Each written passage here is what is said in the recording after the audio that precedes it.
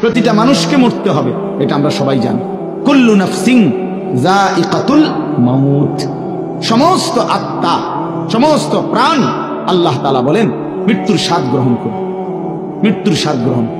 কুল ইন্নাল মাউতাল্লাযী তাফিরুনা মিনহু ফাইন্নাহু মুলাকীকুম, আল্লাহ তাআলা বলেন হে নবী আপনি বলে দেন, ও দুনিয়াবাসী, মৃত্যু থেকে তোমরা যেখানেই পলায়ন করো না কেন, মৃত্যু তোমাদের সাথে সেখানে গিয়েই নিজেই মোলাকাত করো, সাক্ষাৎ করো। তুমি ডাকতে হবে না, মৃত্যু নিজেই আসে, মৃত্যু নিজেই আসে। আইনামা তাকুনু ইউদরিকুমুল মাউতু ওয়ালাউ কুনতুম ফি বুরুজিন মুশাইয়াদা, আল্লাহ বলে তুমি যদি এমন একটা বিল্ডিং বানাও, ঘর বানাও, যে ঘরটা অনেক উঁচা, যে ঘরটার উপর দিয়া কেউ ভিতরে ঢুকতে পারবে না, যে ঘরটার মধ্যে একটা ছিদ্র নাই, একদম আটকানো, তো এরকম একটা ছিদ্রবিহীন সুউচ্চ ঘরও যদি তুমি বানিয়ে তার ভেতরেও তুমি আশ্রয় নাও, তো ইউদরিকুমুল মাউতু, মৃত্যু তোমার সেখানেই পৌঁছবে, তোমার সেখানেই পৌঁছবে। প্রিয় ভাই আমার, বন্ধু আমার, নওজোয়ান সাথীরা আমার, মৃত্যু এক অনিবার্য বাস্তবতা, চিরন্তন বাস্তব, এটা গ্রহণ করতেই হবে। হাসলেও মরতে হবে, কাঁদলেও মরতে হবে, সুখেও মরতে হবে, দুঃখেও মরতে হবে। রাজপ্রাসাদ আর অট্টালিকার মানুষটাও মরে যাবে, জীর্ণ কুটিরে যে লোক থাকে, হ্যাঁ, সেই লোকটাকেও মরতে হবে। জীবনে কোনোদিন দুঃখ দেখে নাই যে সেও মরে যাবে, জীবনে কোনোদিন সুখ দেখে নাই যে সেও মরে যাবে, সব মরে যাবে। এটাই সত্য, এটাই বাস্তবতা। অতএব মৃত্যু এক অনিবার্য বাস্তবতা, এটা গ্রহণ করতেই হবে। এটা যদি আমরা মনে রাখি, আমাদের জীবন অনেক সুন্দর হতো, অনেক সুন্দর হতো। রাসূলুল্লাহ সাল্লাল্লাহু আলাইহি ওয়াসাল্লাম বলছেন, আকসিরু যিকরা হাদিমিল লাযযাত ইয়ানি আল মাউত, আল্লাহর নবী বলেন আমার উম্মত তোমরা বেশি বেশি ওই জিনিসটা স্মরণ করো যে জিনিস তোমাদের সমস্ত স্বাদ, আনন্দ, আহ্লাদ চিরতরে মিটায় দিবে, তোমারে চিরস্তব্ধ করে দিবে।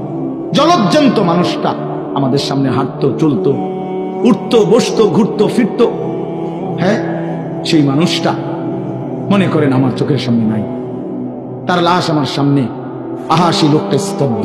পৃথিবীর কত মানুষ কত আওয়াজ করতেছে, কত শোরগোল করতেছে, কিন্তু এই লোকটা হাতও নাড়ে না, পাও নাড়ে না, চোখও মেলে না, আর কিছুই করে। এ কি আশ্চর্য বিষয়, চোখের সামনের এই মানুষটা নাই, কি হলো তার? কে তারে থামাই দিল? কে তারে স্তব্ধ করে? এ তো আমার মতো ঘুরতো, ফিরতো, হাঁটতো।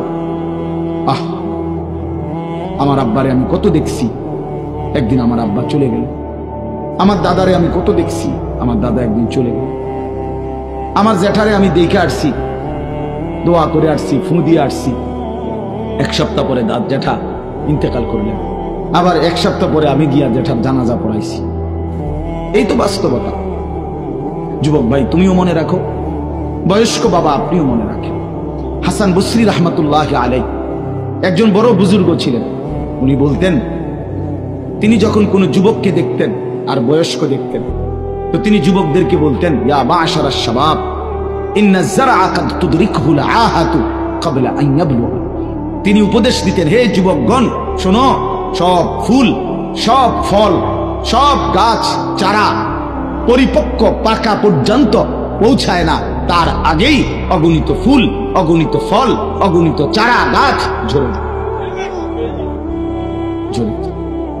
এটা উনি মনে করাইতেন মৃত্যুর কথা।